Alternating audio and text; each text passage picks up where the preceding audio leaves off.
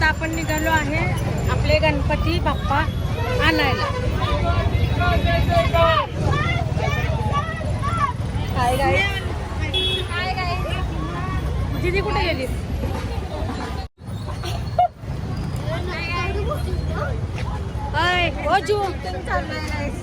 काही बाप्पा आणायला चाललेत आणि बघा वेफर्स घेतले ते खायला सगळ्यांनी. दाखवा बरं, दाखवा वेफर्स, स्नेल वेफर्स दाखव.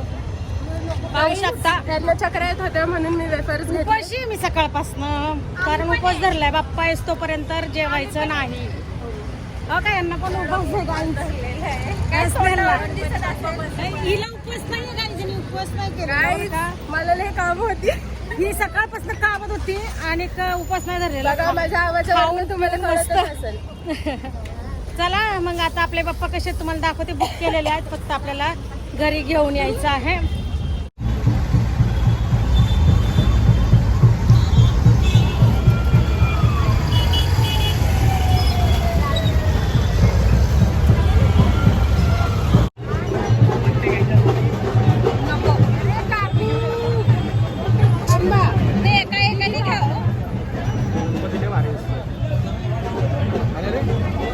आता आपल्या बाप्पाची इथे पूजा करून आपण बाप्पांना आपल्या घरी घेऊन जाऊ. आपले बाप्पा आपल्या सोबत आहेत, आपल्या सोबत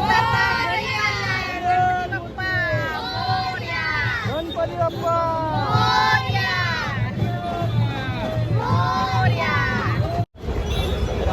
गर्दी बघू शकता तुम्ही.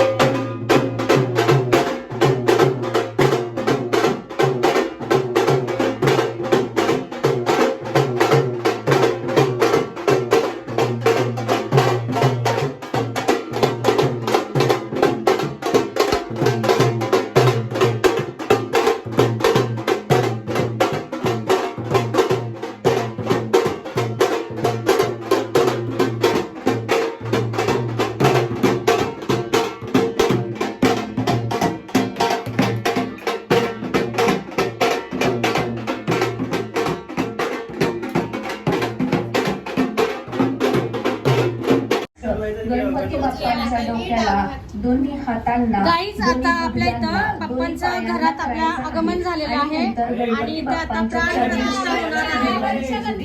त्याच्यासाठी आता सगळं हे साहित्य घातलं आहे आणि बाप्पाची प्राण प्रतिष्ठा होत आहे. पाहू शकता हृदयाला स्पर्श करायचा, बाप्पांच्या मूर्तीमध्ये प्राण आणायचे आहेत.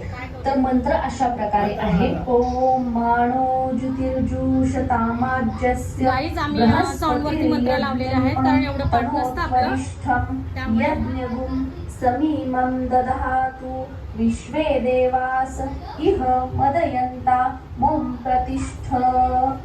अस्य प्राणाः आमची स्वराज आजारी प्रतिष्ठन्तु पडली आहे. अस्य प्राणाः क्षरन्तु च अस्य देवत्वमर्चाय मामहेति च कश्चन ॐ श्री महागणाधिपतये नमः सुप्रतिष्ठितो भव प्रसन्नो भव वरदा भव.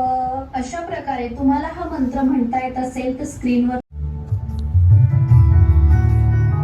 मोबाईल मागेल. आता गणपतीला धूप किंवा सुवासिक उदबत्त्यांनी ओवाळून नंतर धुपाच्या दिव्याने ओवाळावे. बघा हार बरोबर आहे का? गाईज आता सगळी पूजा वगैरे झालेली आहे. बाप्पाचं पण आपल्या घरात आगमन झालेलं आहे आणि आता आपल्या ब्लॉगचा पण मी आता एड करत आहे. चला तुम्हाला दाखवते मी आता. हे पहा आपले बाप्पा गणादिमुच्चार्य मला वर्णादिनंतरम अनुस्वारः